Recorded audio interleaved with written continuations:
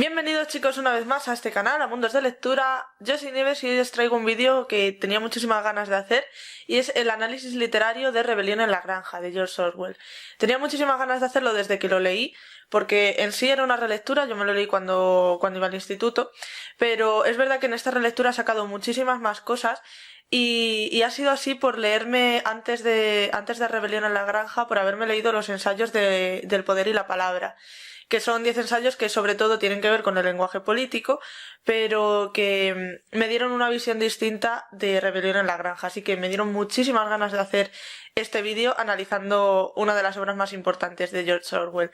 Y sin más, pues nada, bienvenidos a este vídeo. En primer lugar, así un poco por encima, ya sabéis que George Orwell es uno de los escritores británicos más reconocidos. Era ensayista, era periodista y escribió dos de las obras más importantes e influyentes de la literatura, que son Rebelión en la Granja, que es del que os voy a hablar hoy, y 1984, una de las distopías más famosas y más influyentes, como he dicho antes.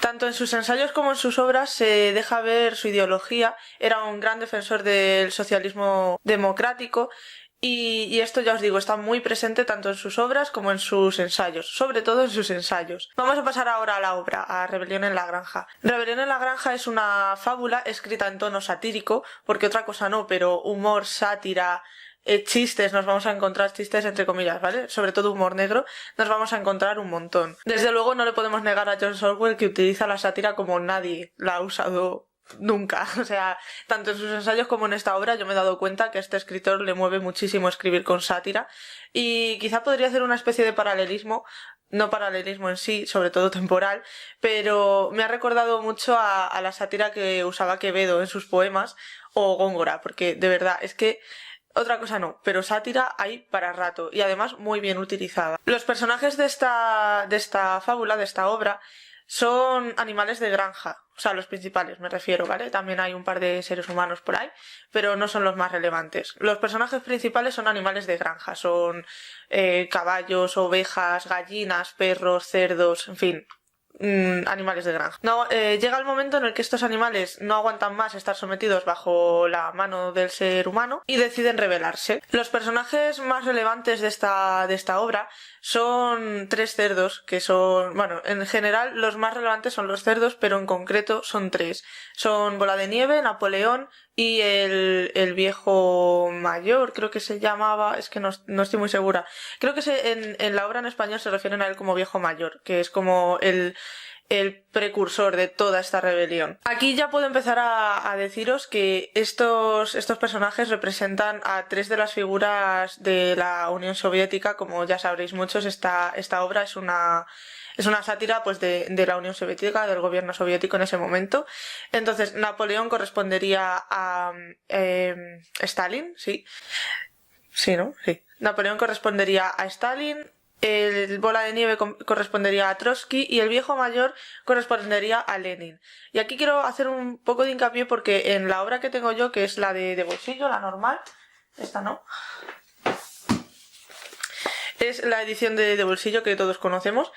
En esta obra al final hay unos comentarios en la que dice que el autor de estos comentarios dice que no hay representación de Lenin, y a mí me da la sensación de que Lenin es el viejo mayor, de cuando habla de que no pueden permitir estar más bajo el yugo del ser humano, etcétera. Este paralelismo con la realidad que se vivía en esa época, yo creo que era Lenin, este viejo mayor, este cerdo, el que dice vamos a rebelarnos, vamos a iniciar una rebelión, aunque no seamos nosotros, pero vamos a empezar a sembrar el germen de una rebelión para dejar de estar sometidos al ser humano. Entonces, eso es mi visión, y bueno, más visión de mucha gente que he visto al hacer este vídeo. Hay mucha gente que pensamos que el viejo mayor es la representación de la figura de Lenin. Cuando sabes más o menos de qué va la historia, cuando sabes lo que quería conseguir George Orwell con este libro, los personajes que aparecen en el librito son muy fácilmente reconocibles. Otros personajes muy importantes son Boxeador, que es un caballo, y es el que representa al proletariado, a la clase obrera, a todas aquellas personas que trabajaban sin descanso, aunque no vieran recompensas inmediatas, bueno, ni inmediatas ni a largo plazo en realidad, pero que se esforzaban día sí día también solo por la promesa de que todo iba a cambiar, de que todo iba a ser mejor. Pues este personaje boxeador representa a toda esa clase obrera que se dejaba el lomo trabajando y no veía ningún tipo de recompensa. Esta representación la podemos ver claramente reflejada en la obra cuando están construyendo un molino, que es boxeador quien, a pesar de todo el trabajo que tiene ya de por sí por ser un caballo, se carga de más trabajo todavía y trabaja mucho más que los demás. En fin, mueve las piedras él solo, las rompe con los cascos. Lo vemos sobre todo, yo por lo menos lo he visto sobre todo en esas escenas de la construcción del molino, que representa a esta clase obrera. Luego tenemos a ovejas y gallinas que representan a la población, al campesinado. Es, ya os digo, la representación de esa población analfabeta, que no ha recibido educación, y es el vivo retrato de este dicho de seguir al rebaño. Pues literalmente, bueno, a ver, está hecho para eso, ¿no? Pero es literalmente esto. Aquí vemos, en esta representación en concreto, vemos que es muchísimo más fácil manipular a alguien pues que no sabe leer, escribir, que no ha recibido educación. Es muchísimo más fácil manipularlos porque no saben...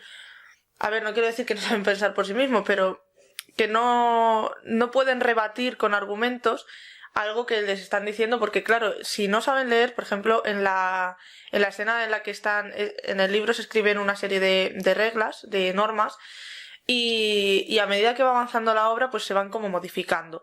Entonces, los animales que no saben leer ni escribir no saben que eso se está modificando, entonces es muchísimo más fácil manipularlos. Luego tenemos representación de la KGB en los perros. Al inicio de la rebelión hay una perra que pare a 9 cachorros y Bola de Nieve los separa del resto de animales. Nadie sabe no vuelven a salir, nadie sabe qué ha pasado con esos animales.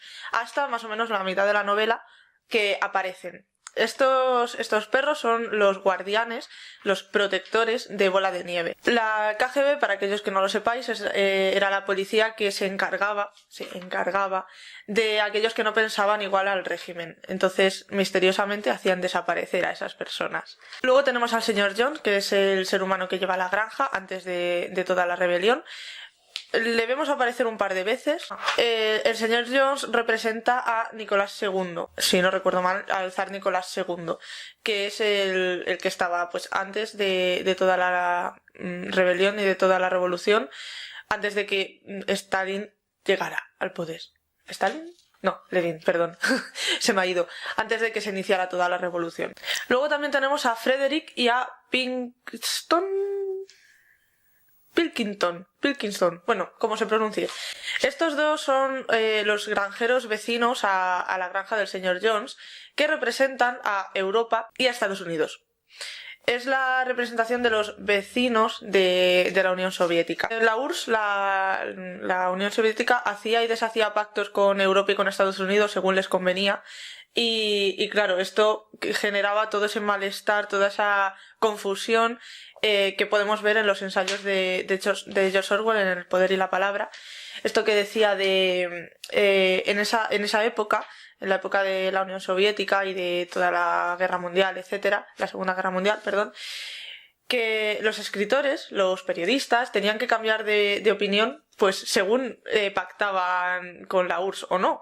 Entonces, un día eran muy buenos y al otro día eran el enemigo a batir. Vamos a hablar ahora un poquito de la trama de la novela, ya que os he puesto así medio en contexto con los personajes. Seguramente casi todos conozcáis de qué va la obra, porque es una obra muy estudiada, es una obra muy famosa, pero bueno, así pues más o menos para quien no la hayáis leído, para que os pique un poco el gusanillo de leerla. Esta historia va de unos animales, de los animales de una granja, que cansados de la tiranía del ser humano deciden rebelarse, como os he dicho al principio. Cuando toman la granja y se hacen con el poder, al principio todo es como lo habían planeado, ¿no? Como soñaban, todo era para ellos, todo se lo ganaban ellos, todo lo que trabajaban, luego los beneficios los veían ellos. En definitiva, todo les iba bien. Pero casi de un momento a otro, como que todo empieza a cambiar, ¿no? Todo se empieza a volver un poco más turbio. Uno de los cerdos, mediante manipulaciones y discursos de odio, acaba dándole la vuelta a todo lo que han conseguido y vuelven a estar como al principio, vuelven a estar bajo el yugo de alguien que se cree superior al resto, ¿no? Y a todo esto llegan sabiendo lo que está pasando, pero sin poder hacer nada, porque cada vez que ven que algo va mal, cada vez que ven que algo se empieza a torcer, pues les meten miedo de alguna manera, ¿no? Sobre todo con, oye, ¿no querréis volver a como estábamos al principio, tal, no sé qué? Y siempre como echándole la culpa a la misma figura, que es la de Bola de Nieve. Entonces, cada vez que intentan decir, oye, esto se nos está yendo de las manos, oye, estamos viendo que esto va mal, que esto es algo raro, tal, pues empiezan a comerles la cabeza, a manipularles, diciéndoles todo tipo de historias perturbadoras sobre que van a volver a como estaban con el señor Jones, o van a volver a como estaban con Bola de Nieve, que Bola de Nieve era lo peor, etcétera, etcétera. En fin, a todo esto llegan mirando como por su inacción, por no atreverse a ir más allá, que a las quejas o a los posibles murmullitos tal, pues hay un punto de no retorno y vuelven a estar como al principio. En definitiva, han permitido que les sometan de nuevo. Y es curioso ver cómo se le puede dar la vuelta a algo que querían. Es asombroso, de verdad. Si no lo habéis leído, tenéis que leerlo, porque en esta obra se ve muy bien lo fácilmente manipulables que se puede llegar a ser si no somos conscientes de la realidad que estamos viviendo por creernos un discurso del miedo o del odio hacia una figura en concreto. La principal conclusión de todas es que es una obra muy necesaria para saber cómo se llegó al régimen soviético, a la URSS. Aparte de ser una sátira, se ve muy bien, sobre todo cuando ya tienes un poco de base de historia, si sois curiosos con la historia o simplemente queréis conocer más. Yo creo que es una obra que representa muy bien el cómo se llegó a ese punto, cómo se llegó a que volvieran a estar como estaban, subyugados y sometidos. También considero que hay que leer, que es una obra muy necesaria de leer, porque se ve muy claramente cómo el ser humano es capaz de tropezar con una misma piedra una y otra vez y otra vez y otra vez, y no nos damos cuenta hasta que nos hemos caído y dado de bruces contra el suelo, pero cuando ya nos hemos caído y empezamos a levantarnos y parece que todo nos va bien otra vez caemos. Es un ciclo, o sea, el ser humano somos cíclicos. También es una obra que nos hace ver la importancia de conocer la historia, de que no nos la oculten, de que no la modifiquen. Es una obra en la que el valor del conocimiento es fundamental. También creo que se denota mucho en esta obra que hay que estar en posesión de conocimiento, de cultura, de historia, de la importancia de saber leer, de saber argumentar, de tener esa capacidad de pensar por nosotros mismos, de reflexionar sobre todo lo que nos pasa, sobre nuestra situación social, política. O sea, creo que es una obra que defiende muchísimo el tener la capacidad de poder pensar por nosotros mismos. Eso es muy importante y eso en esta obra se recalca muchísimo. Una reflexión que yo he sacado, que para mí me parece muy importante y que he sacado sobre la yegua que aparece en el libro y del resto de los animales que se van dando cuenta de a lo que están llegando, de que los cerdos están convirtiendo de nuevo la granja en un sistema en el que no hay igualdad, es que no hay que mirar esto de forma pasiva. No podemos dejar no podemos. Es que claro, yo lo veo como un reflejo de la sociedad y de la actualidad también.